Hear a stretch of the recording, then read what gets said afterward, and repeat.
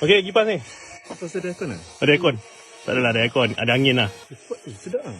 Kipas ni, dia special sikit. Aku rasa dia sesuai untuk aku sebab dia boleh pusing macam ni. Lepas tu boleh pusing, boleh letak lah angle macam mana kita nak. And also, dia ada tempat hook dia kat sini.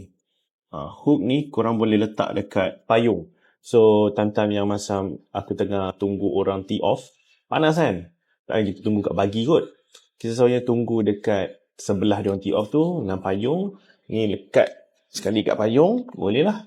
Di bawah redup dan ada kipas juga. Dan build quality dia aku rate as 8/10 sebab dia bukan macam kipas-kipas lain yang sebelum ni aku review.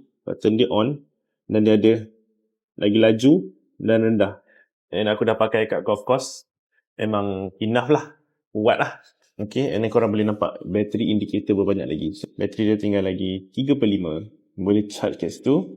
Kipas ni kalau korang beli dapat free gift earbuds daripada Amgras. Amgras Eternity 3 wireless earbuds. So best gila tu. Kau beli ni dapat free earbuds. So apa kau tunggu lagi? Aku akan letak link dekat beg kuning kat video ni, okay?